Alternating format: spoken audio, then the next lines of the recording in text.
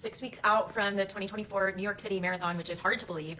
Definitely came super fast, but that means these next couple weeks are definitely kind of like the peak weeks of training. So wanted to give a couple of training tips. I made a bunch of these videos last year, so definitely feel free to go scroll back, but wanted to make it again and just give some examples of things that you can practice so that you'll be ready for the race here in 6 weeks. Most of these recommendations are New York specific, but I'll try to explain how you could kind of get similar training even if you're not in New York City. Okay, so the first thing you're going to want to do is just practice a lot of rolling hills. If you live in New York, we have lots of hills in Central Park and Prospect Park, but wherever you are, just try to find a route that has some nice rolling hills because the whole course has rolling hills. I'm not going to call out too many like specific parts of the Brooklyn stretch, but that's definitely rolling hills. Same thing with First Avenue, so nothing too complicated there, but just practice rolling hills. Okay, but more specifically, if you live in New York, definitely practice this little purple area that I circled here. So it's basically the stretch from the Pulaski Bridge, which takes you from Brooklyn to Queens. That's like literally right at the halfway point, and it's a fairly steep bridge. I think it's about half a mile long, so it's decently long. It's not as long in comparison to some of the other bridges in the course, but just given that it's at the halfway point, it can really sneak up on you. So if you have the ability to practice this bridge, that would be super helpful for training, especially if you can layer it into a long run where it's toward the middle or the end of your long run.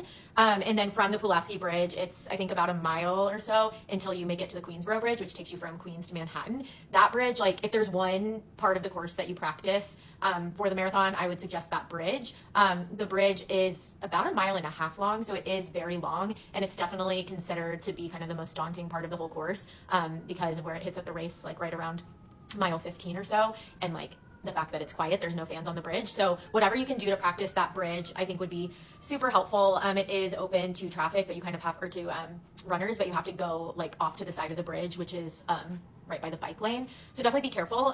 But like I said, if you can do that during a long run, or even if you like just go out and do Queensboro Bridge hill repeats, that sounds kind of psychotic to say it like that, but I think it could be a good workout where you like go back and forth a couple times and maybe that's your hill workout for the week. You know, like run up the Queensboro Bridge at marathon pace and like cool down and do that, I don't know, 3 or 4 times. Definitely would be hard, but like it could prepare you really well because once you get off that bridge, you'll get a lot of energy going onto First Avenue, and if you feel strong coming off of that, it really sets you up well for that stretch. And one thing to call out is you're actually, during the race, you're going to be where the cars are now, which is actually slightly less steep than what you'll practice on. So what you'll practice on is a little bit harder, which is good for preparation. And then the other specific stretch you'll want to practice is just basically from 5th Avenue into the park, out to 59th and back into the park. So this is just tricky in general because it's towards the end of the race, but that 5th Avenue stretch to me is the worst part of the race. It doesn't look that hilly. It's not like a bridge where you can see it straight ahead of you that you're going uphill, but it's just this gradual incline at mile 23 of the race. And then from there you enter Central Park and you're actually going the opposite direction that most people run. So again, I think this could be a good thing to do on a long run of like finishing your run on Central Park, maybe starting around 120th or so and going all the way down into Central Park, going out on 59th and back into the park to the finish. And the good thing about this stretch is you won't have to run too much on the streets. It'll mostly be either in Central Park or on the side of Central Park. So definitely good practice there. You can see here, it's about a 1.8% grade, this little stretch on 5th Avenue.